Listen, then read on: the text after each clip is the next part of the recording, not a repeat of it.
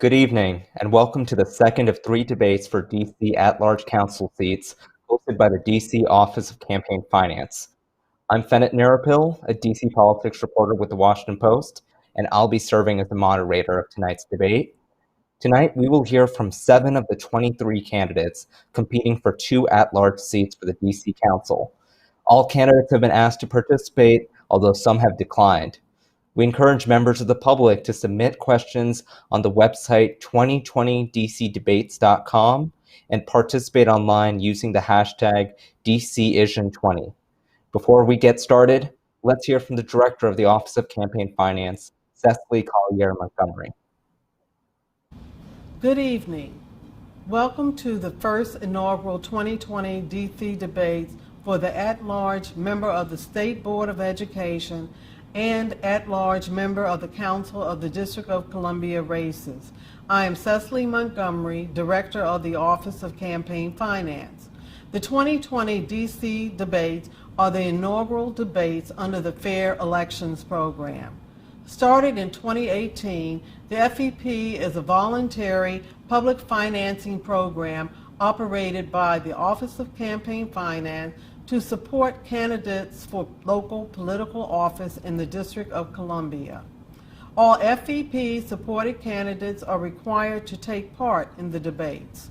It is our hope that these debates, conducted in partnership with Washington Post reporters and moderators Perry Stein and Fennett Merrifield, will help the public to learn more about the candidates, their positions, and policy platforms. We want to take a moment to thank our community partner organizations and the candidates for participating in this process. Thank you for joining us in our mission to help inform DC voters about the Fair Elections Program candidates and their positions. To learn more about the Office of Campaign Finance or the 2020 DC debates, please visit 2020dcdebates.com. The debates will remain on the website through Election Day, November the 3rd, for those who could not watch or listen live. Thank you for your support, and with that, let's meet our candidates. And with that, here are tonight's candidates. We have Marcus Goodwin, a real estate professional and former DC at-large candidate. We have Christina Henderson, a former staffer with the DC Council. We have Ed Lazier, a former leader of the DC Fiscal Policy Institute. William Merrifield, a housing attorney. Vincent Orange, a former at-large council member. Monica Palacio, the former director of the DC Department of Human Rights. And McAngelo Scruggs, a local podiatrist. Now here are the ground rules for tonight's debate. Each candidate will have 1 minute to make an opening statement, 30 seconds for a direct answer to a question, 15 seconds for a rebuttal, and 1 minute for a closing statement. We want to ensure tonight's debate is a productive discussion free of interruptions and crosstalk. If candidates wish to respond to an opponent's answer, raise your hand and I'll be sure to call on you as time permits. And with that, we will move to opening statements. I will note that the order of statements and answers have been pre-selected randomly. We'll start with Christina Henderson.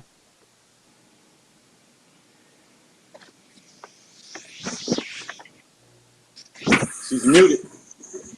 Ms. Here we Henderson, you're muted. All right, you may begin. Good evening, everyone. Thank you so much for joining us this evening, and thank you to the Office of Campaign Finance for hosting this. My name is Christina Henderson, and I'm running for DC Council at large. My entire life has been about fighting for working families. I've worked on political campaigns to help get some good people elected to office. I've worked for a couple of school systems, including DC Public Schools. I've advised and worked with U.S. senators, which is what I currently do in my day job.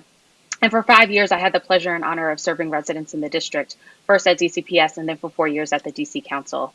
The thread throughout my entire career has been about how do you help working families and children succeed? Because I truly, truly believe that one zip code should not be a barrier to your opportunity for success. And unfortunately, in the district, we know that's not the case, and that's why I'm running. I'm running because I believe we need a more equitable DC and because we need more council members who are focusing on policies that are going to make DC more equitable and sustainable for us all. I look forward to the conversation tonight. Thank you. Next up is Monica Palacio. Good evening, everyone. It's fantastic to be with you this evening. Welcome, DC voters, and thank you to the Office of Campaign Finance. My name is Monica Palacio. I lived in the district for 30 years now, and I've been serving district residents for 30 years as well. For 6 years, I served as the director of the DC Office of Human Rights, appointed first by Mayor Gray and then reappointed by Mayor Bowser. The Office of Human Rights is the district's civil rights enforcement agency, but it's also the agency that responded to hate crimes in the city and led initiatives on racial equity under my leadership.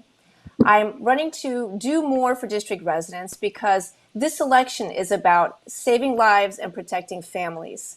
I'm originally from Colombia, South America, born there, raised in New York City, and I came to DC to become a lawyer fighting for social justice.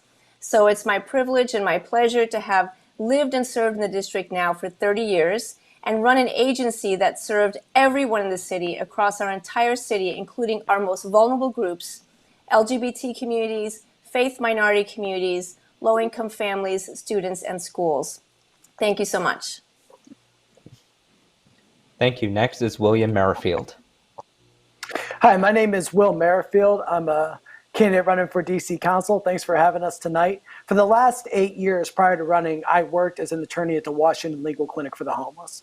And my job at the legal clinic was to represent tenant associations going through large-scale development projects. I have fought on the front lines to keep people housed and keep housing affordable through those projects. What I've seen in doing that work, unfortunately, is that all too often our local elected leaders are working directly with politically connected developers, giving them hundreds of millions of dollars of taxpayer money and public land to build luxury units that working class people can't afford.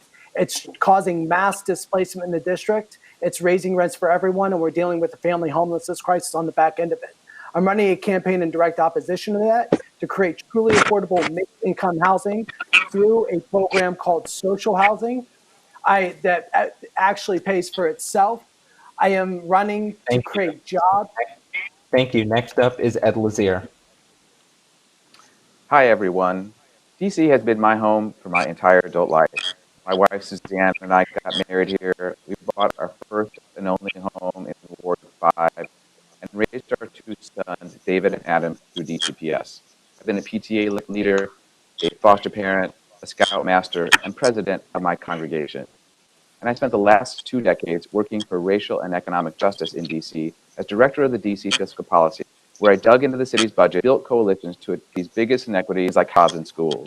I contributed to big wins, like requiring all employers to provide paid sick time to their workers, creating the largest earned income tax credit for working poor families in the nation, and steering more resources to high poverty schools. I'm running to bring that energy and vision of an advocate to the DC Council and tackle the city's problems at the scale they demand.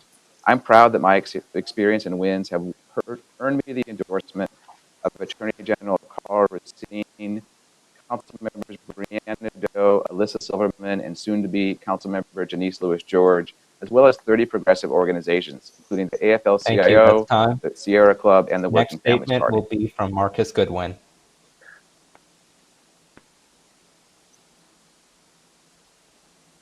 Good evening. Thank you for having me. My name is Marcus Goodwin, and I'm running to solve deep generational inequality that exists in DC. As a member of the DC Council, I'll build a stronger, more equitable economy by addressing housing, education, and jobs. I grew up in DC in a working class single parent household with 5 siblings in that same household. I'm a product of our public and private schools, as well as an Eagle Scout. I graduated from the University of Pennsylvania with my bachelor's and Harvard University with a master's studying urban planning and real estate. I've spent the last 7 years building affordable housing and commercial properties here in the district to promote equitable community growth and provide vocational training for our at-risk youth to transform their lives and help them get a good paying job. That's why I was endorsed by the Washington Post and former mayor and Ward 7 council member Vincent Gray. If elected, I'll be focused on keeping residents safe from the pandemic and building that stronger, more equitable economy where every resident, especially our neediest, have the opportunities Our they next need to opening succeed. statement will be from Vincent Orange. Greetings to all. My name is Vincent Orange, and I'm pleased to be here with you this evening. I'm an attorney, certified public accountant, and a legislator. I had the opportunity to serve 2 terms as a Ward 5 council member, at-large council member for 2 terms, and a Democratic National Committee man during the Obama administration. I'm running to provide mature, experienced leadership, institutional knowledge, and sound judgment to plan and execute the successful comeback of the District of Columbia for the benefit and general welfare of its citizens. I'm also running to define the new normal in DC, caused by coronavirus, civil unrest, and a severely damaged DC economy. As an elected official in the past, I had the opportunity to work with Mayor Williams and Chairwoman Linda Kropp to eliminate the control board, which we will probably have to do again if we don't get our act together, build a rainy day fund, which has helped us through the Great Recession of 2008, the federal shutdown of 2017, and now it's getting us through the coronavirus.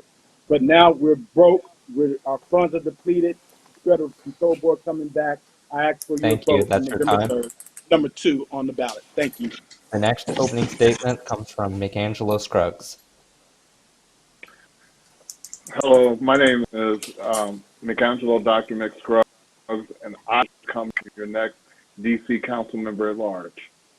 I've walked in the communities, I've worked in the communities, and I am here to meet your needs. This election cannot be more critical at this time because people are tired of people going into all and saying what they're going to do and nothing ever happens to benefit all or benefit them.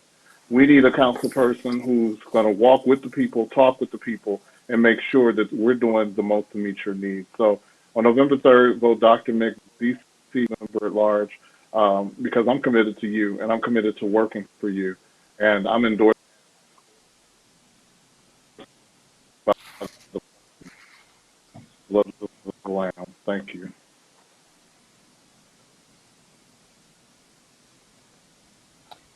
Thank you. And we will now move to the first question of the evening.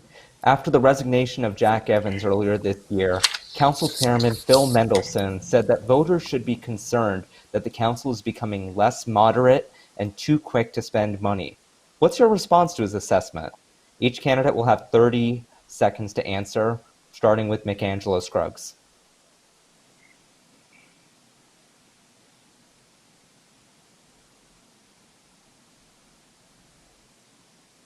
Right, it appears we're having technical difficulties, so we'll move on to Christina Henderson. Yeah, thank you for that question, Bennett. I feel like there are a number of residents in the district who are looking for lawmakers who have a common sense, pragmatic approach to policymaking to handle some of the biggest challenges that we have here facing in the district. And I'm that type of leader. But I don't feel like there is a concern in terms of being less moderate. I think voters are looking for leaders who are going to get things done and take care of residents and ensure we are providing essential services. Thank you. Vincent Orange, what's your response to Mendelson's contention that voters should be concerned about the council becoming less moderate? I agree with Chairman Mendelson 100%. And 2 quick examples. This council passed a universal paid leave bill costing DC businesses $250 million to pay $160 million for 322,000 non-residents to get paid leave benefits from DC.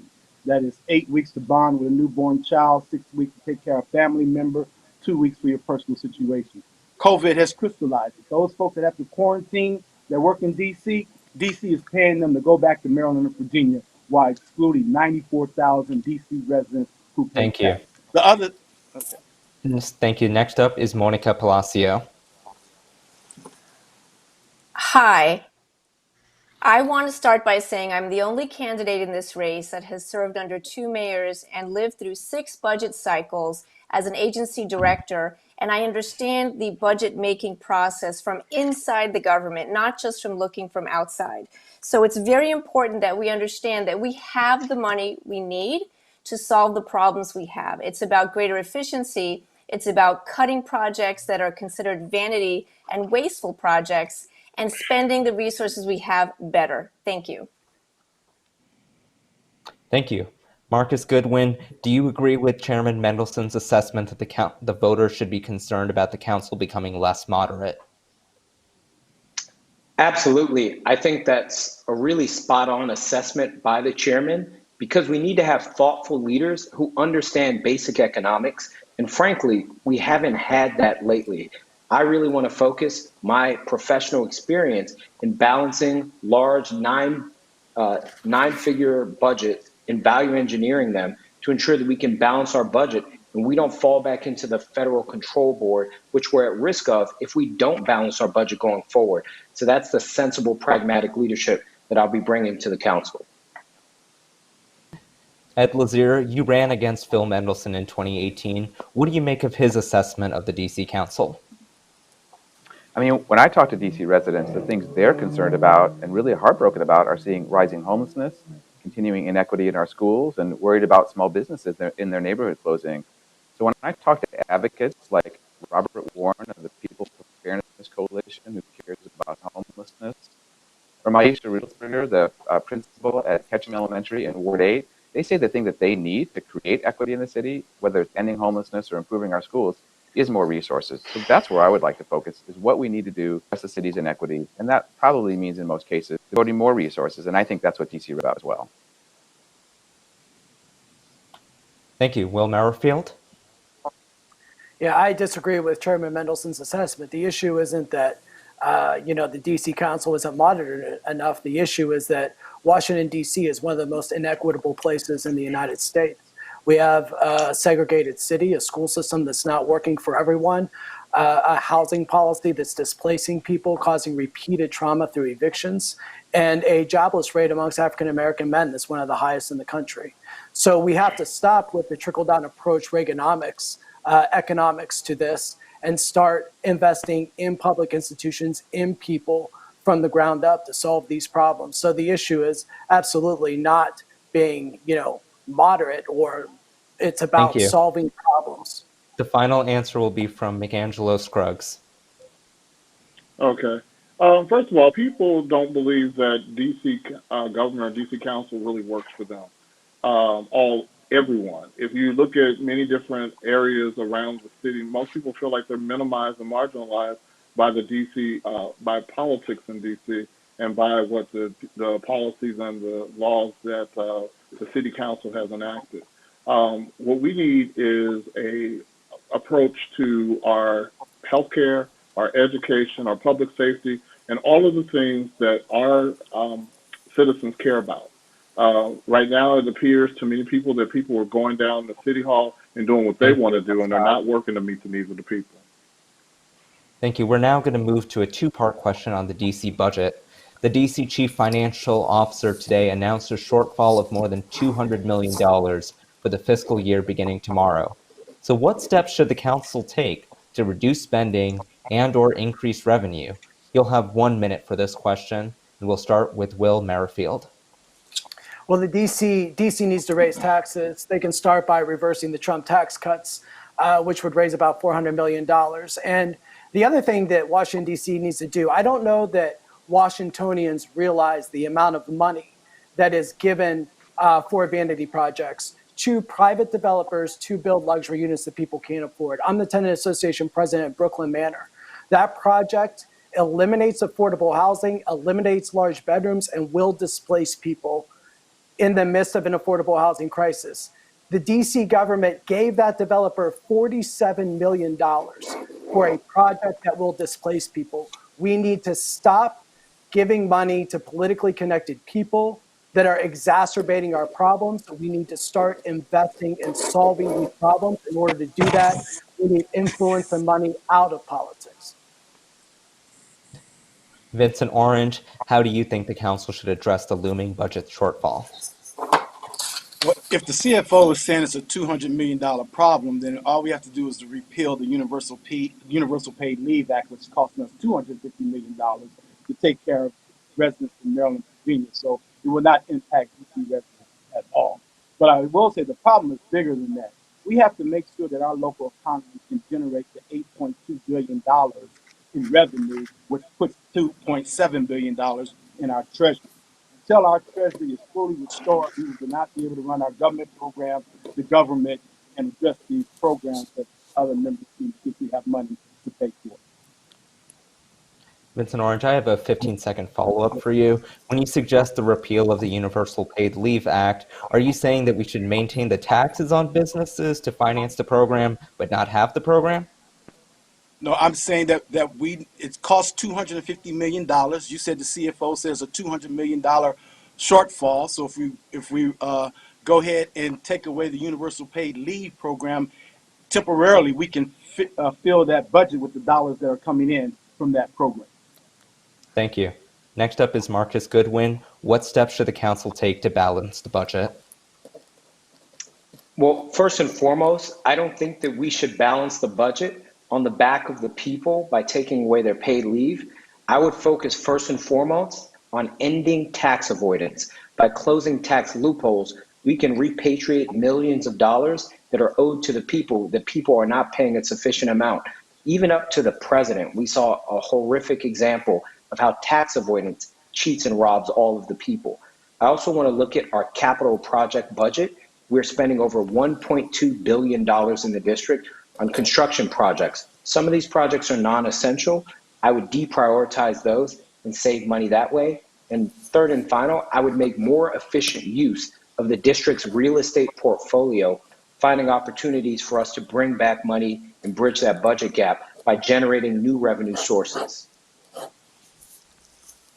Thank you. At Lazier, where could the council cut spending or increase revenue?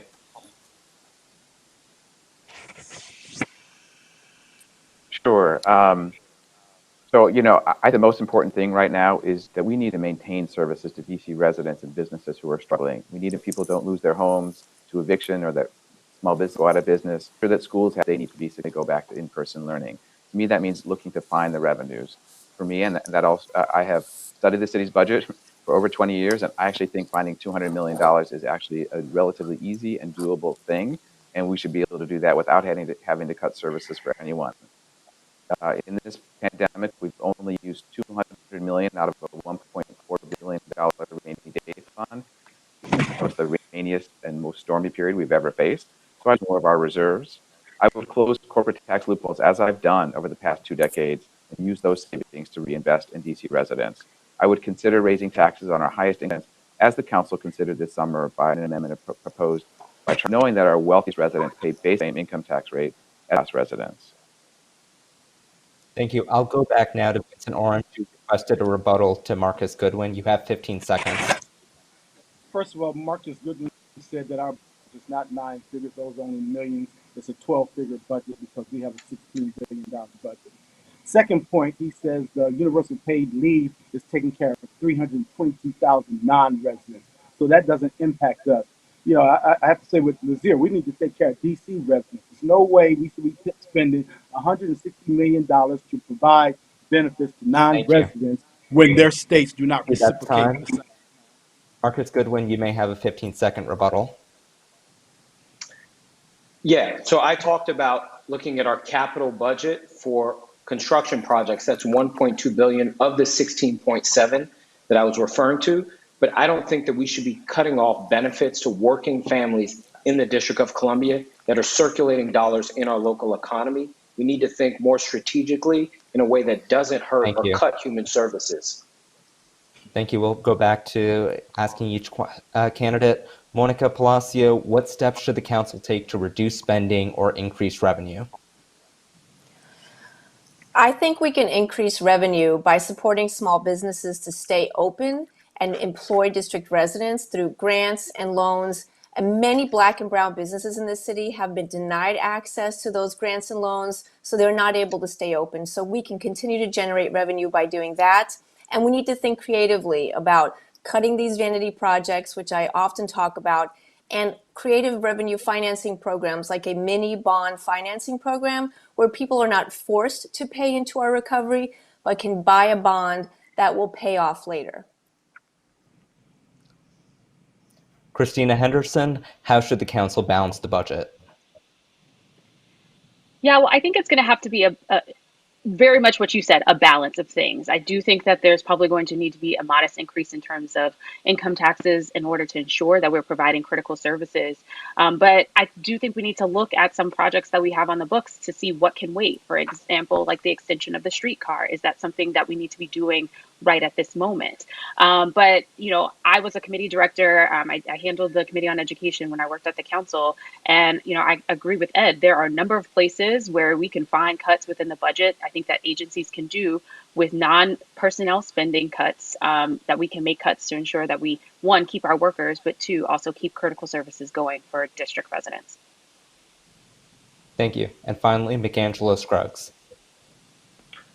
I believe that, one, yes, we need to look into the budget and see where we can streamline, but I also believe that we need to look at corporate community investment tax. We have many corporations who still make millions of dollars in DC, but yet there's no investment in the communities, and oftentimes communities are left desolate by the existence of these corporations in the community. If we just charge 1.5% tax to each corporation that makes over $15 million a year here in the district, we'll be able to more than invest in our communities and have more than enough money to do the programs that we need here in the district. Thank you. All right. Our next question. There are 13 members of the DC Council, each with different backgrounds and life experiences. So what missing perspective on the council would you bring to the legislative body? Vincent Orange, you have 30 seconds. DC residents first. DC residents first. Stop spending our money trying to take care of folks that do not reciprocate the same for our city. Stop thinking about programs like $150 million to give everyone a Metro card, but you won't give our children laptops or access to the internet so they can engage properly in distance learning. Stop giving our money away and let's spend our money on educating our folks right here in the District of Columbia by offering free tuition at the University of District of Columbia.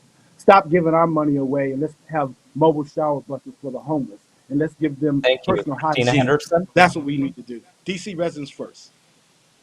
Yeah. So I think your question was around what perspective is missing. Is that accurate? Yes. Okay. Yeah. What missing So, perspective would you bring? yes. Well, the perspective of a Black woman who is also raising a toddler in this city. There are a number of families, working families, who have been hurting over the last 7 months as they've been trying to figure out how to balance both childcare responsibilities, helping children with distance learning, while also maintaining their sanity and their jobs. And so I think that is a perspective that's missing on the council and one that I would bring to the body. Ed Lazier. I'm someone who in the district less affordable and out of reach. My wife and I moved into Brookland in the 1990s when Brookland was an affordable neighborhood for 2 adults on nonprofit salaries. And Brookland is not affordable, and so many other neighborhoods are not as well. So I bring the perspective of someone who remembers what the city was like and was able to, and who wants to fight to bring us back to the point where we are a more affordable city. I'm also someone who brings the perspective of building relationships with people and organizations across the city, whether it's education, affordable housing, disability services, mental health services, or environmental criminal justice reform. I've been building relationships with advocates and residents who care about these issues, and I bring their perspective to the DC Council. Thank you. That's time. Next up is Marcus Goodwin. What missing perspective would you bring to the DC Council? Well, I think it's clear that the perspective I bring that's missing from the current council is someone who has a profound experience working and owning and operating a small local business here in the district, and who comes from understanding finance and real estate. We have a tremendous real estate portfolio here in the district, and we want to see that going forward, we have careful stewardship of our tax dollars and of our local real estate. Coming back from COVID, economically and from a public health perspective, we need to have that private sector experience and small local business owner experience on the council. What I bring to the is realness and authenticity. What I say that I am, what I say that I'm going to do is exactly what I'm going to do. I also bring the healthcare perspective because in the district, we have people making decisions for healthcare who don't really know anything about healthcare and certainly don't understand the intricate nature of how healthcare needs to be disseminated. I bring expertise in knowing how to increase ease of access to healthcare and a number of things, and to decrease healthcare disparities across the district. So I bring me and my life of service. Monica Palacio, what missing perspective would you bring to the DC Council? Well, there's so many things that I can say to answer this question, but I'll start by saying that I'm a civil rights lawyer, I'm an advocate, I'm a mom, and I'm Latina. And I'm the first Latina that's ever run in the district's history to serve on the council in such an important position. I also want to say that my work in civil rights and human rights locally has informed me in terms of the needs of many immigrant communities. And that is a voice that has never been on the council. Yes, we've had some good allies. And we've often done catch-up work, but we need someone at the table leading the charge. Next up is Will Merrifield. What missing perspective would you bring? For the last 8 years, I've worked at the Washington Legal Clinic for the Homeless prior to running. I've talked to single mothers living in their car, trying to not access housing, but actually trying to access shelter in the District of Columbia. I've been on the front lines. I've defended people against Stanford Capital, one of the biggest slumlords in Washington, D.C., trying to displace people so they could build a luxury apartment. I'm going to bring the perspective of those people. I'm going to offer pragmatic solutions to get underneath the issues of affordable housing and unequal education system and create jobs for people. Thank you. Well, we're now going to move on to a lightning round where I'm going to have all candidates displayed on screen, and I'm going to ask them to raise their hand if they support a policy proposal before the DC Council. From there, we'll have selected small debate discussions depending on the divisions among the candidates tonight. So to start off, raise your hand if you support extending the moratorium on evictions through the end of winter 2021.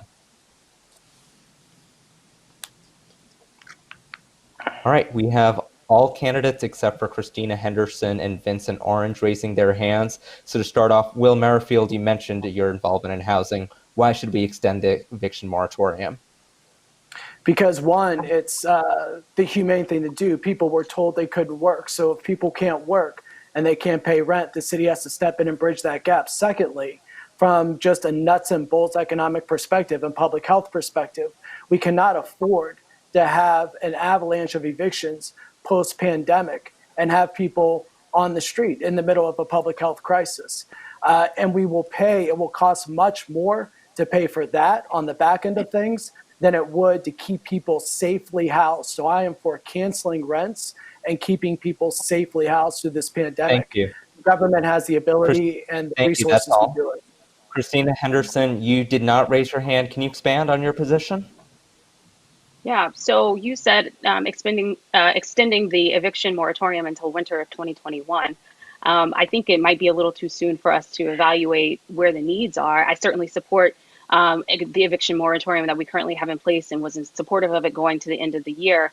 I think something like this, though, it requires us reevaluating where we are, but also ensuring that we also are providing some type of rental assistance so that our landlords are not just sort of left out in the cold for another year going forward. So I feel like it needs to be a fuller conversation and not just saying we're going to do one thing without doing the other. Marcus Goodwin, you previously raised concerns about extending an eviction moratorium. Can you expand on your position and how long it should be extended? Yeah, I think previously I expressed that we need to, as long as possible, extend the eviction moratorium and frankly, extend it indefinitely for those who have lost their job due to COVID and the pandemic, because I think that's the right thing to do. No one should have to lose their home because their job disappeared from the pandemic. We have a moral and economic obligation to keep families in their homes who've been impacted by COVID. So I support the eviction protection for families who can't pay their rent. I don't ask to cancel rent. I think that if we need to extend another economic package or the federal government does, I think that would be something I'd support, as well as rent assistance resources. I'm going to move on to Vincent Orange. What's your response to some of your opponents saying that the district has a moral obligation to extend the eviction moratorium? What I would say to my opponents is that it should be in harmony with the mayor's order for the public health emergency. As long as the public health emergency is in effect, then the moratorium on evictions should be in effect. If there's a discussion about the moratorium on evictions, then I believe that you have to include all the parties that are involved in that discussion. There have been discussions about whether or not there needs to be a means test, whether or not your inability to pay rent is directly tied to the Thank coronavirus you. That's pandemic. time. Let's bring all candidates on screen again. Raise your hand if you support further cuts to the DC police budget.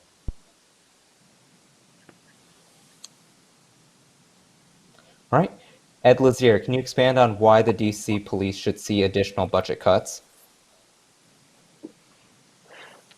Sure. I mean, I think that the high-profile police murders of people like Breonna Taylor and George Floyd, and the police killing of Deon Kay here in the district just a few weeks ago, are telling us, and certainly Black and brown people it for decades, policing does not create more safety, pressing Black communities, escalates, regulates, targets Black and brown communities, and creates more harm than safety. So I think we need to reimagine how we achieve public safety in the district, as many criminal justice reform advocates do, by divesting from the police department and reinvesting those savings in the community for things that actually achieve stability, like affordable housing, mental health services, after-school program, and violence interruption services that help us achieve safety without violent police intervention. Thank you. That's time. McAngelo Scruggs, what's your response to Ed Lazier? You have 30 seconds. Well, first of all, defunding the police, this is not going to give the desired effect of more police force or more law enforcement. It's going to give less. You already have people sitting at police sitting at the end of the street watching crimes happen, and there's nothing being done. Just imagine if we reduce that. What we need to do is we need to do an overhaul of the police department. And we need to put programs together or fund programs that are going to make that happen. And we need to start at the top and work to the bottom to get rid of the people that should not be there and to overhaul the police department. Thank you. That's time. Christina Henderson, you expressed support for further cuts to the DC police budget. What's your response to arguments that would imperil public safety? Well, I think that's an extreme sort of position because, we've already seen crime increasing and things like that. My feeling, though, is going back in terms of fairness. Every other DC government employee has had no cost of living increase, and they've had their wages held, except for the police department. And I think that is unfair, especially as we're saying we are seeing, we're in a budget hole right now. And I think if we're going to talk about where we find those dollars, then everyone needs to be participating as part of that. Marcus Goodwin, you expressed opposition to further cuts to the DC police budget. Why? I know that we are in a moment of awakening, understanding that the struggle for racial justice and reform needs to take steps forward. So we do need to reimagine policing, but I think that we need to be thoughtful about the services being rendered, meaning that we need more mental health services, more addiction treatment, more homelessness services. We don't necessarily need to cut from public safety because, frankly, we're on track to have more homicides than we have in over the past 12 years since 2008. And we're actually on track to be beyond what the 2008 homicide rate was. So I want to ensure that we have public safety officers in communities. Thank you. That's time. Let's bring all candidates on the screen again. Raise your hand if you support delaying the extension of the streetcar to Benning Road Northeast.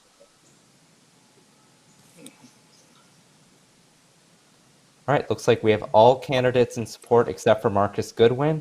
Marcus Goodwin, why don't you want the extension of the streetcar line delayed? Economic investment in Ward 7 and east of the Anacostia River is always delayed, is always put on the back of the bus. We need to ensure that investments east of the river and economic development projects, commercial investment is a first and top priority because many of our neediest residents live in these communities and they shouldn't have to cross the river to get the great resources that we have uptown. Have you seen 8th Street? Have you seen the impact of the streetcar there? It's been phenomenal. All of us have been there, and we know that that should be Thank you. That's in time. existence east of the river. Thank you. Monica Palacio, what's your response to Goodwin's contention that delaying the streetcar extension would be another example of leaving communities east of the river behind? I think that government is about prioritizing our projects and our investments, and I don't think a streetcar is a priority. And I also take issue with the fact that it was not a phenomenal investment. I think we could have invested that money in schools, in housing, and in services for low-income families. I wouldn't prioritize a streetcar over healthcare or public safety right now. Will Merrifield, you wanted to get in? Yeah, I live in Deanwood, and I can tell you in my community, my neighbors that I talk to, nobody's worried about a streetcar. People are worried about affordable housing. They're worried that their children be able to go to a quality public school in their neighborhood, should they choose to go there. And they're worried about being able to get jobs and living wage jobs, gainful employment.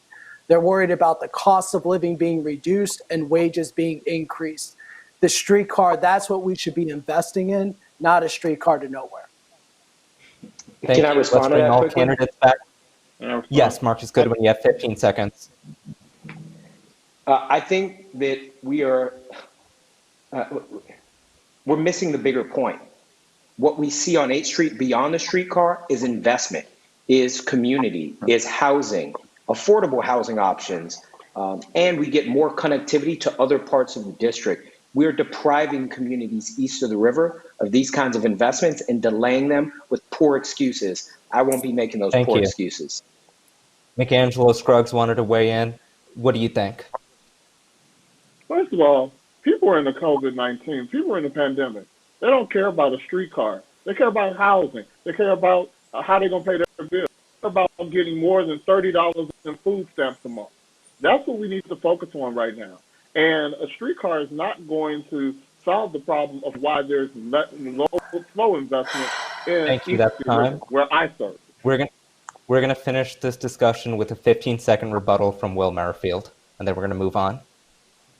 Yeah, positive economic development is equitable economic development. The economic development in 8th Street has left many people behind.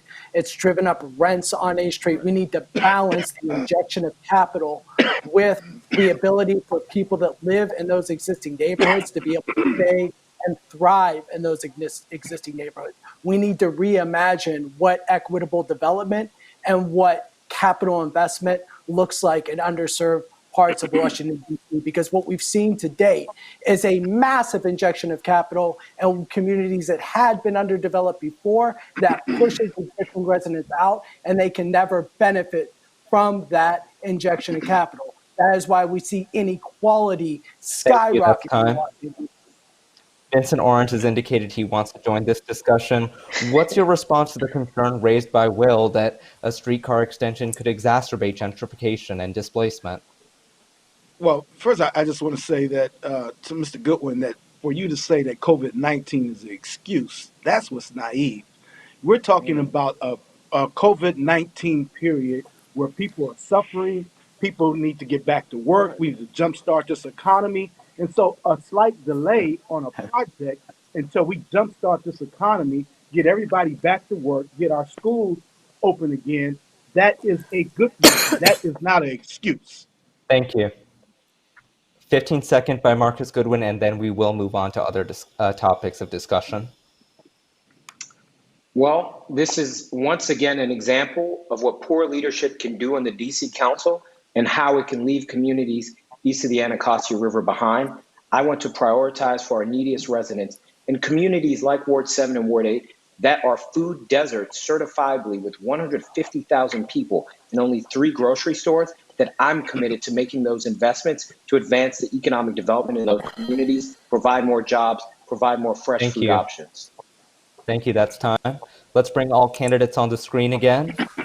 Raise your hand if you support ranked choice voting in the District of Columbia. All right, so we have Christina Henderson, Ed Lazier, Monica Palacio, and Will Merrifield offering support for ranked choice voting. Ed Lazier, why do you support it? Yeah, so just to be clear, ranked choice voting means that when you're voting, you don't just pick your number one. You can pick number one if you want.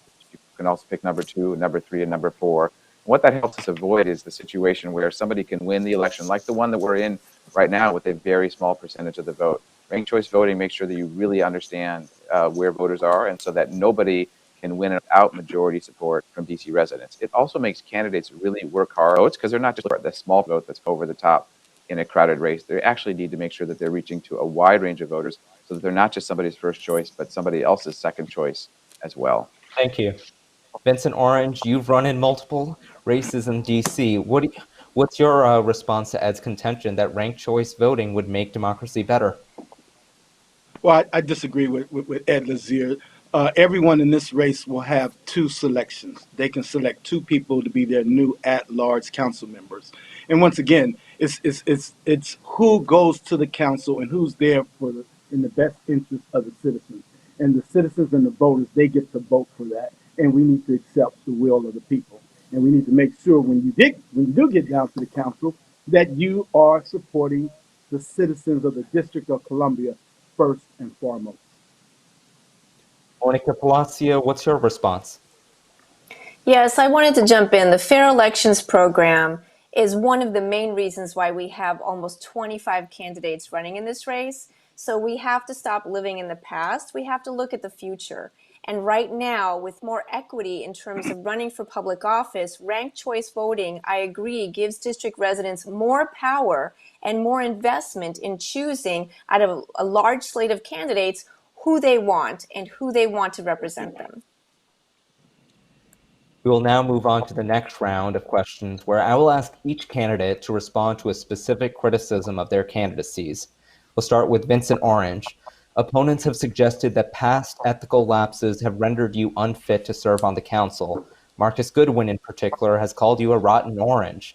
Why should voters return a lawmaker to office when you lost your 2016 primary when ethics was an issue, and when you resigned under pressure after trying to lead the DC Chamber of Commerce while still on the council? You have 45 seconds.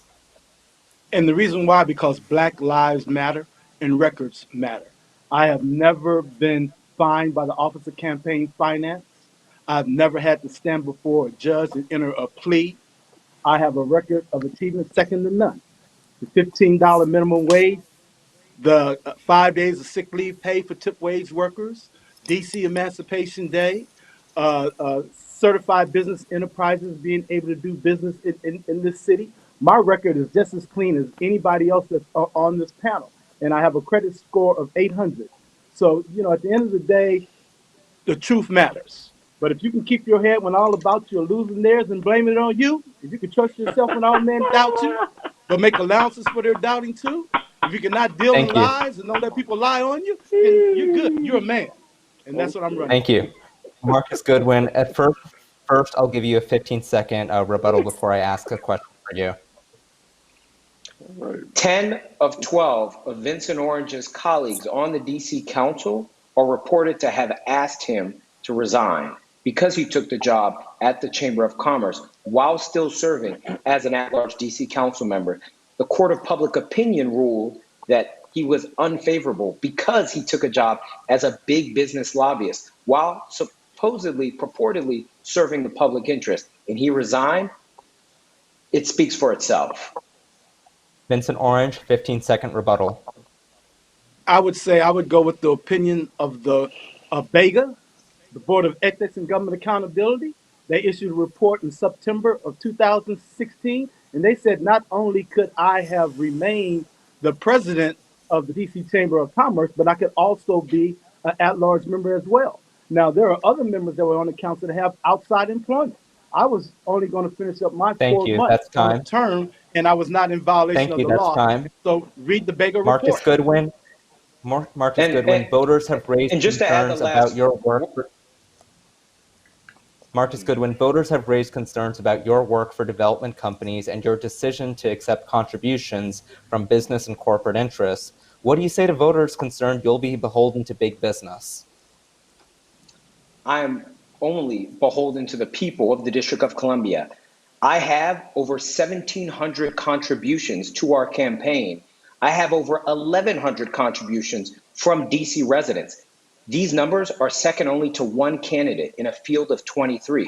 So I'm confident that I'm someone who's going to be morally upright as a DC native, whose family lives here, who's a homeowner in the district, who only wants to see us rise out of COVID. And finally, I'll say that my foremost priority is ensuring that we spend our tax dollars efficiently. I would have maxed out on the fair elections funding had I taken it with the number of contributions that I have. But I'd rather take the money from private sources and put those monies in schools. I don't want to take money from our DC budget.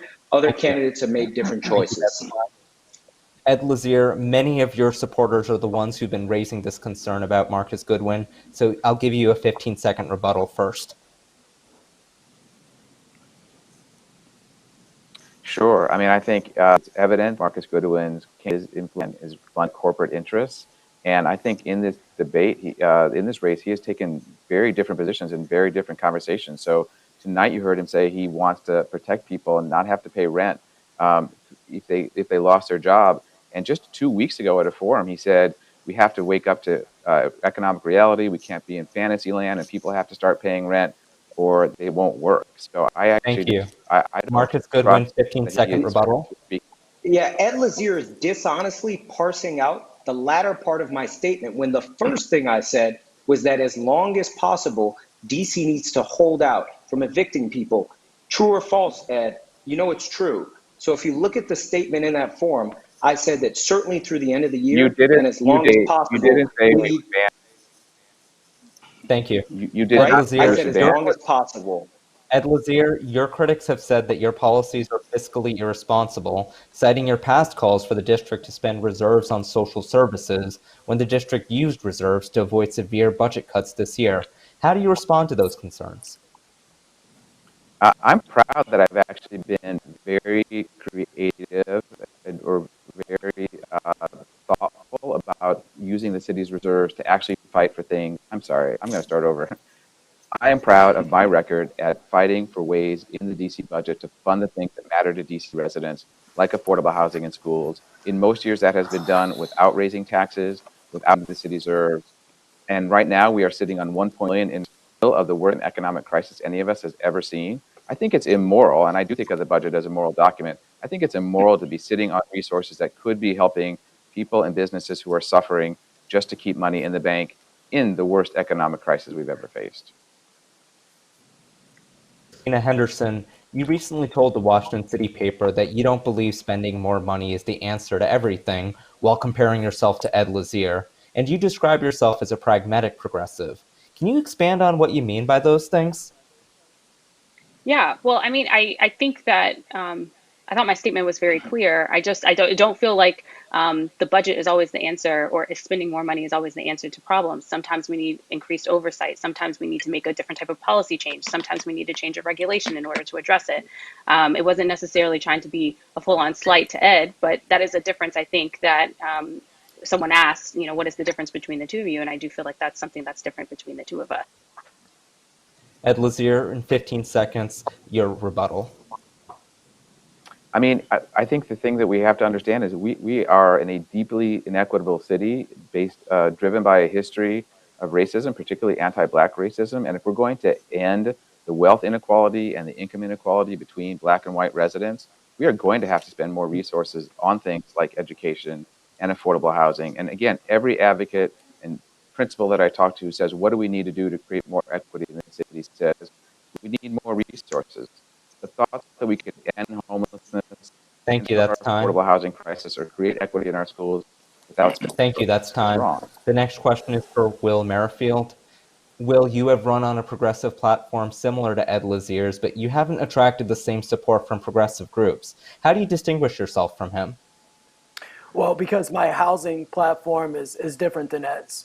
My housing platform calls for basically providing a public option for people. It's a social housing model. It's based on a proven international model. We're basing our program off the model in Vienna, Austria, where they've come very close to achieving housing as a human right. The way it works is that the municipality, in this case, the District of Columbia, builds housing. It's non-means tested and affordable to anybody to pay 30% of their income in rent. Rents are used 100% productively because we've eliminated the profit motive. And they are, so 100% of rents are invested back into the building. At the end of the month, what would have been a huge profit for a developer turns into a surplus for the building, so the housing actually pays for itself. It is a way to get underneath the affordable housing Thank you. crisis, Thank you. actually That's time. solve. Ed Lazier, in 15 seconds, respond to Will's points about the differences in housing platforms. I mean, my housing platform, I believe, is second to none. I've spent my entire career focused on trying to fully address the city's affordable housing crisis, and helped create some of the city's strongest affordable housing programs, like targeting the Housing Production Trust Fund, our local rent supplement program, and demanding that we use DC-owned land to create permanently affordable housing. And I do support the social housing model of making sure that we create housing that's affordable to everyone, and with Thank you. That's democratic time. means. A 15-second rebuttal from William Merrifield. Yeah, I would just say that it is essential that in the District of Columbia, we end the practice of subsidizing private developers and trying to incentivize them to solve the affordable housing crisis. It has not worked before. It will not ever work. We have to build decommodified social housing to get underneath the problem and fix the problem. Continuing to subsidize private developers only makes the problem worse. That's time. Monica Palacio, I've talked to several political figures who say they like your candidacy, but they prefer Marcus Goodwin and Vincent Orange. How do you distinguish yourself from those candidates? How interesting. I distinguish myself by having served in the district for 30 years, having worked with incarcerated parents, having worked with children who've been affected by violence for more than 20 years. I've been an enforcement agency in the city. I am a reliable, neutral fact finder who's also an ambitious advocate on behalf of the district. And I think that distinguishes me. My civil rights work, my framework of human rights in terms of housing and public safety is very important. I think it sets me apart. Vincent Orange, a 15-second rebuttal. No real rebuttal, but I'll just say in the 2000s, I was credited with jump-starting economic development in the city with Home Depot and Giant. School modernization with reopening McKinley Tech as McKinley Technology High School and Noyes Elementary School, opening that up. Jump-started recreation centers modernization throughout the city with Turkey Thicket, North Michigan Park. Marcus So Goodwin, those you things can that weigh in with a have a 15-second spark. rebuttal. I'll say that, frankly, I have a tremendous amount of respect for Monica Palacio and the campaign that she's run. I think she's very thoughtful. However, again, there's a clear reason why I'm the best candidate in this field, and that's because I know and understand the economic realities we face as a district. I'm not a career politico. I come from a completely different, missing perspective, as you brought up earlier, Fennett, and I would provide a lot of value in different ways of thinking about how to balance and be a model on the council. Yes, thank you. Until earlier this year, there were only 4 women serving on the DC Council, and there's never been a Latino representative, never been an immigrant representative, and I think that's a missing voice. I also think I bring the perspective of being a mother, a community organizer in the district, and someone that has worked with housing, education, public safety, and government for 8 years. McAngelo Scruggs, you're one of the least known candidates in the field. You described yourself as one who would bring realness and authenticity. Why should voters give you a shot? Well, it's very simple. I'm about the people. I am willing to fight for people from the first day in office until my last. People will come and put up their cute campaign signs and all of that and come into the community, and that's the first and last time many of these communities will see them. I work in the communities, I serve in the communities, and I will serve each citizen just as I've served as a physician all over the district. From my first day to my last, I give my life in service. Thank you. That's time. We'll now move to a question from the community. What is your position on decriminalizing sex work? Candidates have 30 seconds, and we'll start with McAngelo Scruggs. I don't believe in decriminalizing sex work because to me that de facto makes it legal, and we can't keep human trafficking victims safe because that would just further the sex slavery trade, in my opinion. Monica Palacio, what's your position? Hello? Hi, I'm Yes, we can sorry. hear you. Somebody was talking in my ear. Yes, the question is, My what is your position, position on decriminalizing sex work? yes, I support decriminalizing sex work as long as we simultaneously build the architecture for sex workers to have a real choice, to have work, to have a choice to have another job, a safe place to live, access to health care. Because when they don't have those choices, then they're not able to really be safe in their chosen work. Will Merrifield? I support decriminalizing sex work. I do not believe that further incarceration is the solution to society's problems. I think it's important to bring people out of the shadows, to be able to protect people. I agree with what Monica just said. The key is to give people options, to give them the ability to make a living wage doing something other than sex work, should they choose to do so, and investing early on in education and living wage jobs. Thank you. Marcus Goodwin? I am not in favor of decriminalizing sex work because I think there are good ways to transition our sex workers into productive, career-oriented fields. How we treat our sex workers, frankly, is indicative of how poor our system of policing is. We need to ensure that we have a stronger pathway to building long-term, sustainable, healthy careers for these people, providing housing, providing addiction treatment services, providing mental health services, instead of putting people in jail. I do not want to decriminalize, but I do want to find alternate pathways for our sex workers. Christina Henderson? Yeah, I support decriminalizing sex work. For me, it's about safety, dignity, and human rights. But I also agree with Monica and what Will said as well. At the same time, we need to work to alleviate the structural inequities that often make sex work the only work available to folks who are in the sex trade industry, a lot of them who are Black and brown trans individuals in the city. Ed Lazier?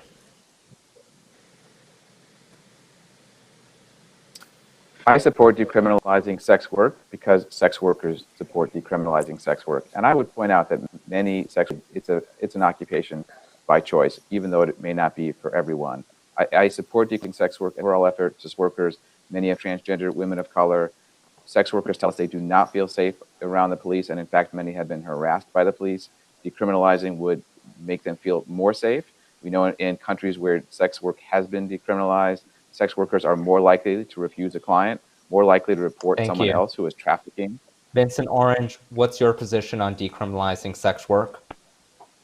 I do not support decriminalizing sex work.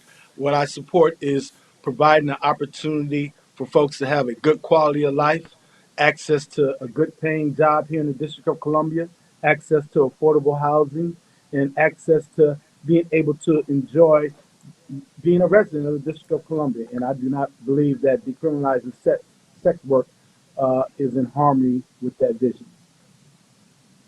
We will now move to another question from the community. Let's hear from Jeremiah Lowry. My name is Jeremiah Lowry, and I'm the Advocacy Director at the Washington Area Bicycle Association. My question for you is, during COVID, DC has experienced a boom in the number of residents biking throughout the city. We've also seen a big drop-off in the number of residents taking Metro. Post-COVID, what will you do to ensure that DC transitions into a robust multimodal transportation city? Thank you. Vincent Orange, you're up first, 30 seconds. Yeah, well, actually, I support our DC Department of Transportation in the path that they're on now. I think that they're doing a great job in making sure that all modes of transportation can, in fact, operate in the District of Columbia. And, I would support them. Obviously, we are in a COVID situation, so some of those things may have to be put on hold temporarily. But overall, I am in favor of those modes of transportation. Christina Henderson, the question was, what would you do to ensure a robust multimodal transportation system? Yeah, I think we need to invest more in public transit, in particular the bus. I feel like our most transit dependent residents take the bus, and I feel like over the years it's had the least amount of attention. I am also support of dedicated infrastructure to increase bus and bike lane access. I feel like if the bus were more reliable, more people would use it. But also from a protected bike lane standpoint, my husband and I bike. We bike with our daughter very often, and it's a safety issue as well. So I'm supportive of expanding in terms of multimodal transportation and supporting all forms that we have here in the district. William Merrifield. Yeah, I think we need all forms of transportation in the district. That means bike lanes, that means a strong metro system, and buses that are able to reach people. I mean, we have a lot of workers coming into the city that have been priced out of the city and need reliable transportation. We also need to build up our infrastructure in the city to make it safe for people to bike and use all forms of transportation. Ed Lazier.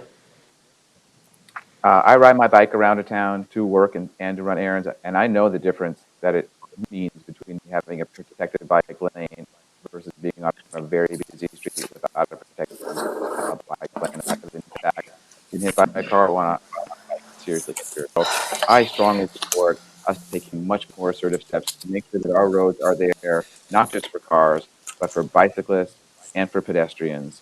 It means closing more streets for pedestrians. It means really moving forward to create a set lanes that are. It also means making sure that people do have access to public transit by more reliable bus service, more dedicated bus lanes, and reducing public transit fares. Thank you.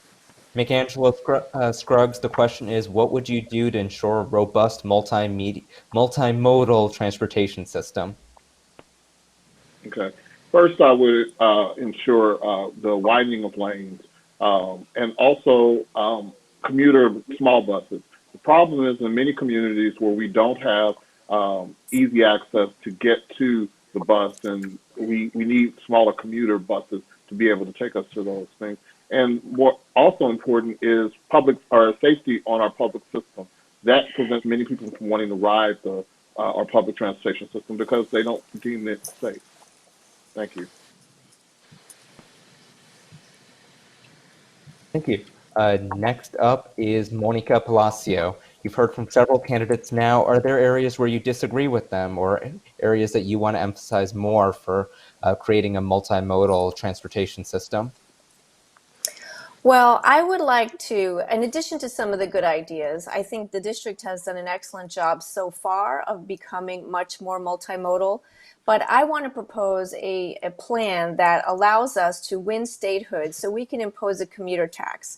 A commuter tax is something many jurisdictions do because I see people coming from the DMV into our city, using our roads, using our streets, using our services, but they don't pay taxes here. And I think we need to be long-term thinkers in terms of how to invest in multimodal and also protecting our city's infrastructure. Thank you. And last, Marcus Goodwin, how does your transportation vision differ from the other candidates? Well, one big part of my emphasis, because I love to bike, is that we need a network of bike and bus lanes around the district, especially east of the river, which is horribly underserved by the bike lanes that we have put in place and protected lanes. I like the bike bus lanes because they allow an opportunity for people to have safe passage through communities where cars, frankly, have been unsafe and really deter us from reaching Vision Zero. I also believe in the free circulator bus and expanding that program, which was launched a few years ago, as well as pushing toward our environmental goals by transitioning all buses to electric and hydrogen cell vehicles by 2030. Thank you. The next question is about public safety. The DC Council recently passed temporary police reform legislation that requires prompt public disclosure of body camera footage in cases of deadly force and sets new standards for the use of deadly force. As the Council moves to pass a permanent version of this bill, what provisions would you like to see removed or added? We'll start with Marcus Goodwin. You have 30 seconds.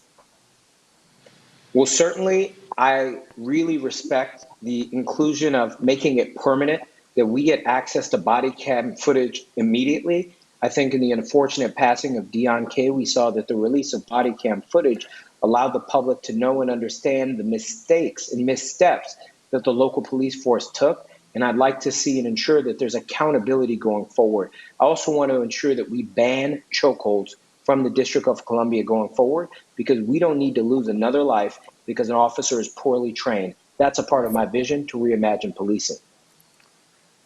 Vincent Orange, what changes, if any, would you like to see to police reform legislation?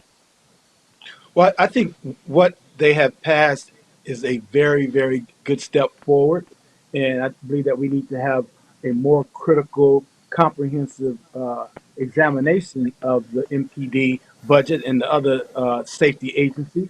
And the big thing is, overall, I would be shocked if the District of Columbia had a George Floyd incident or Breonna Taylor incident.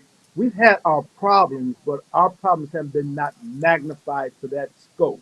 So I think we have a good working department that needs to be enhanced. Needs to be a comprehensive review on the methods that are being utilized and make sure it's Thank transparent you. That's and that time. we reduce the Christina, use of Christina force. Henderson, how do you respond to Vince Orange's contention that we wouldn't have a George Floyd situation in D.C.? And are there changes you want to see to police reform legislation? Yeah, I mean, I think, well, first off, I'm going to focus on the second part of the question in terms of what I want to see change. I really feel like there needs to be an addition in terms of a use of force standard when it comes to juveniles, not just for MPD, but also Metro Transit Police. A lot of young people in our city have these interactions with law enforcement that I think are sometimes inappropriate, especially for their age group, where officers aren't even informing adults that a child has been stopped or questioned. I also feel like the council needs to add additional legislation to disaggregate the stop data that was required under the NEAR Act, to disaggregate it by age, so we have a better understanding of how often juveniles in our city are being stopped and questioned by police officers without an adult being present. McAngelo Scruggs, do you want to see any changes to police reform legislation? Absolutely, and for the family of Deon Kay, I'm sure they believe that his murder and his friends believe that his murder was similar to our Breonna Taylor moment. What I'd like to see, first of all, cops that are under investigation taken off the street for tactics such as police brutality. I'd like to see where we are focusing or putting cops in areas where they are part of the racial or ethnic background of the citizens, so that there's not inherently racist confrontations between the citizens and the police officers. Thank you. William Merrifield? Yeah, I believe we need to end the practice of militarized policing in general, specifically jump out squads. A group of heavily armed people jumping out of an unmarked vehicle and throwing children up against the wall. To pat them down is not an appropriate way to police. We need to fully fund, this is really a resource issue. We need to reallocate resources, fully fund the NEAR Act to get the proactive violence interruption, and long-term invest in housing, jobs, and education. That is the best long-term approach to crime prevention that we can take. Ed Lazier, do you disagree with any of the ideas your opponents presented, and what changes would you like to see, if any? Well, I definitely would like to see us go further. So, for example, the legislation banned use of bullets on peaceful First Amendment protesters, but it created a loophole that MPD has already abused. So I would ban use of rubber bullets and tear gas entirely. I also would say that the police killing of Deon Kay was very much like the Breonna Taylor killing, in that he was being observed on social media with a gun. And in an effort to get one gun off the street, the police chased him down and escalated the situation rather than looking for a peaceful solution, and confronted him, and he lost his life as a result. Thank you. Next up is Monica Palacio. Do you disagree with any of the ideas presented? Well, I want to add that I have big problems with traditional law enforcement and the culture of law enforcement in the United States. It's infused with policies that target Black and brown people. And whether our police department looks like our community or not, those policies and that culture is deeply embedded. So we need a long-term aggressive plan to change that, because I think DC is, just minutes away from a potential situation much like the one Breonna Taylor found herself in. We'll now move on to our last question of the night. Mayor Muriel Bowser has repeatedly said that the district government does not have the resources to meet the needs of everyone suffering financially because of the coronavirus pandemic. With that in mind, who should be at the front of the line for financial relief from DC government? McAngela Scruggs, you have 30 seconds. We have to meet the needs of the people. It is not an excuse to say, oh, well, we can't. No, we have to. And who should be at the people who are most affected are the ones who should be at the forefront of receiving those funds. Our homeless, our people who are out of work, who are about to get evicted. We have to help them. There is no option other than that. Thank you. Vincent Orange, who should be at the front of the line for financial relief? Well, at the front of the line, I really would say it needs to be the council, and they need to be examining to make sure that the dollars that we can get can be made available. For example, the Office of Contracts and Procurement has been determined that they're not spending the expendable budget, which should have been announced today, of $2 billion with DC entities that are subject to DC taxation. So if we're spending $2 billion, we should be getting $200 million back in the Treasury. We should be getting that $250 million back in the Treasury for UPL. There's a lot of money there. It's just having the will to bring that money back home and take care of our residents. Thank you. Ed Lazier, who should be first in line for financial relief from the coronavirus epidemic? Fenna, I've been studying and working on the DC budget for 2 decades, and I've seen over and over again that when the mayor and council want to find resource or something, they do. So I don't accept the fact that we have to have winners. We need to protect everybody in this. And I think we've barely scratched the surface at being creative about how to use our resources to make sure that people do not get evicted from their homes, which is a number one concern of mine, that small businesses do not go out of business at a huge scale, and that our schools are able to open safely. Those are my top priorities, but I don't believe we have to let anybody suffer or anybody be at the end of the line. We need to make sure that everybody is Goodwin, at the front of the line. what's your answer? The people who need to be our first priority are people who need support to raise their children and people who've lost their job due to this pandemic. We need to ensure that our neediest residents are the ones who are first prioritized. I'm not going to be bland like Ed Lazier and say that we can do everything for everybody. I'm going to be honest and realistic and pragmatic, meaning that the neediest DC residents are the ones that we prioritize, not everybody all the time, everywhere with unlimited funds. I certainly believe that we can be more creative and we can raise more money. I talked about ending tax avoidance in the district and ensuring that everyone pays their fair share so that we can raise the effective amount of money to accomplish this. But we do need to prioritize our neediest residents, and that's parents and people who are losing their jobs and their livelihoods and their sources of income. Thank you. Next is Will Merrifield. Yeah, first and foremost, we have to keep people in their homes. The ability to recover from this thing involves having people stable. To do that, people need to be in their homes.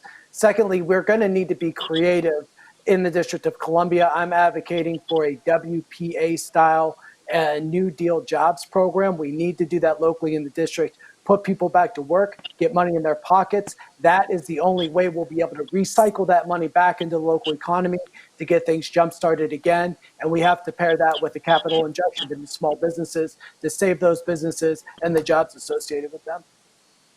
Thank you. Christina Henderson. Yeah. I don't want to leave anyone behind as we are moving towards a DC that is better and stronger than before.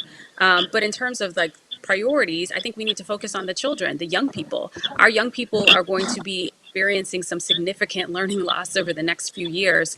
And I feel like if we focus on our young people and our next generation, that will be the building blocks for where we go from there. We need to ensure that they have computer devices. We need to ensure that they're being fed. There was a recent report from CFSA that was out in terms of, the cases that they have there and that they've seen, there's so many kids we have not connected with during this pandemic. I'm deeply, deeply concerned about how our young people are faring. And if on the national level we were focused on the kids, we might have some kids in school right now. Thank you. Last answer, Monica Palacio. Hi, yes. Government, again, I want to emphasize, is about prioritizing, and we can't put everyone first. We are going to have to make hard choices.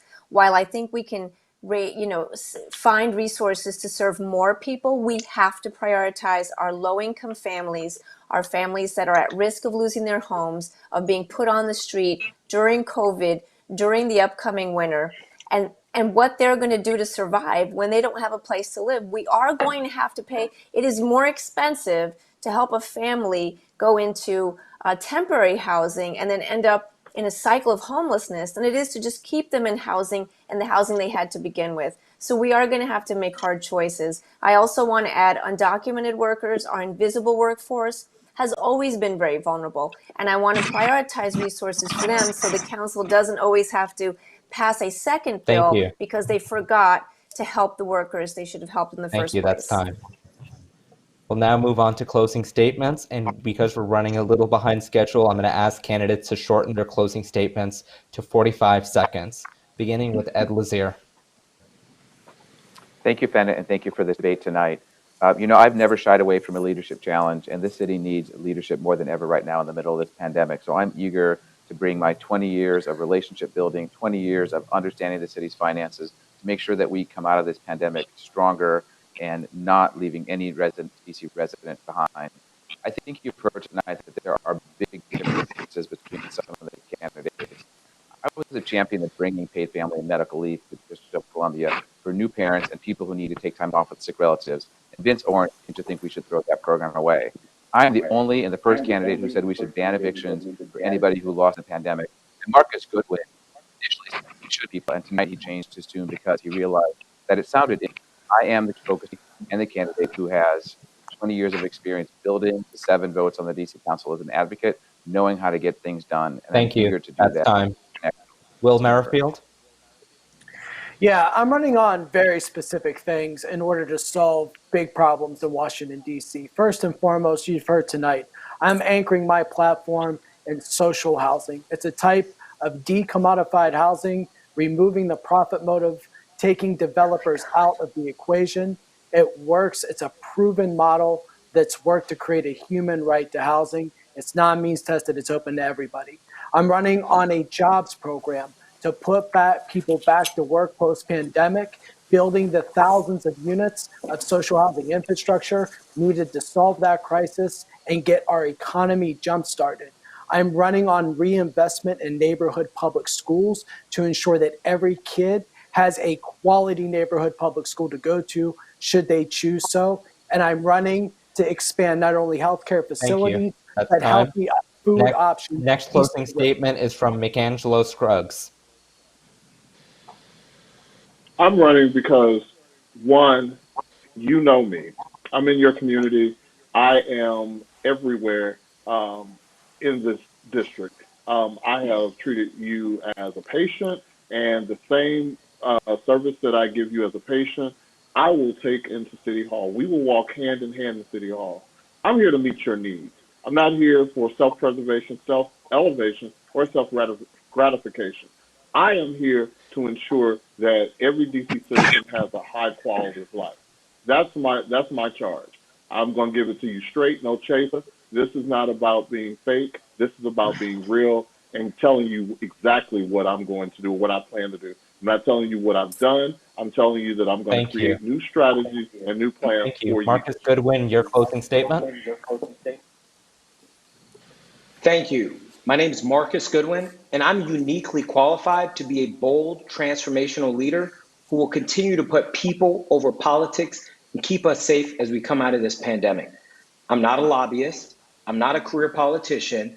I've been working in small local businesses, ensuring that we have community benefits agreements that ensure that we have all people at the table represented when decisions and large economic development projects are made.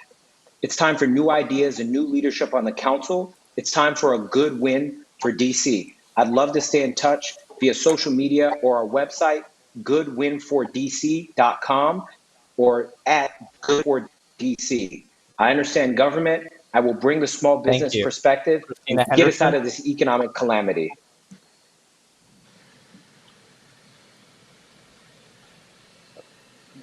I'm sorry, Vincent Orange, you may go ahead. Well, yes, let me say I'm the only candidate here that has faced the $518 million deficit, junk bond status, and the control board in 2000. When I left office in 2008, the first time, we had $1.6 billion in our rainy day fund, AAA bond status, and no control board. We're in the similar situation right now, and we need our best minds to come back in and address this issue.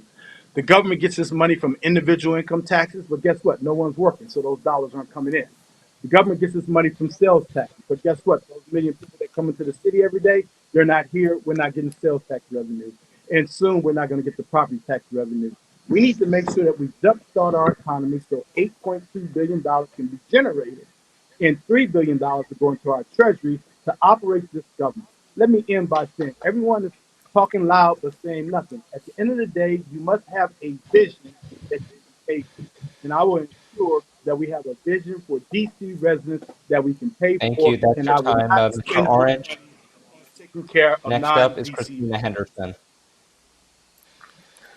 Thank you so much. My name is Christina Henderson, and I'm asking for your vote. I'm running for this race because I believe we need a more equitable DC, and there's so much work to be done. Stabilizing our child care market, improving the delivery of health care, focusing on affordable housing and equitable growth, and of course, taking care of our public safety challenges in the city. I have a mixture in terms of experience working on policy. When I worked at the council, I've worked on over 40 different pieces of legislation that are currently law in the district, recognized by the Washington Post for my mixture of experience and background, and also the vision I bring to this city and to this race. I'm asking for one of your two votes. My website is www.christinahenderson.org. If you're looking for someone who has a common sense approach to policymaking, embraces collaboration and working with stakeholders, and an abiding commitment to equity, I'm your choice. Thank you. Thank you. Monica Palacio, you have the last word. Thank you so much. DC voters, I want to be able to stand by your side as your civil rights lawyer, your human rights advocate. DC deserves representation for all of our residents. Almost 20% of our residents identify as immigrants. And this election needs to broaden our perspective as a city. We're not just a black and white city. We have people from all over the world who come here to make DC their home because DC is an oasis. It's the home of democracy, and we're a welcoming, inclusive city. So I want to be your champion on the council, fighting for your civil rights and human rights. This election is about saving lives and protecting families. I will fight for housing, I will fight for education, and I will fight for racial justice. My website is monicafordc.com. Thank you. That concludes our debate. To learn more about how to vote in this election, visit dcboe.org. And remember to visit 2020dcdebates.com to watch this debate and recordings of others in their entirety. The final debate will begin airing tonight at 8 p.m. Thank you to all of our candidates, community partners, and the Office of Campaign Finance for hosting tonight's debate. Good night.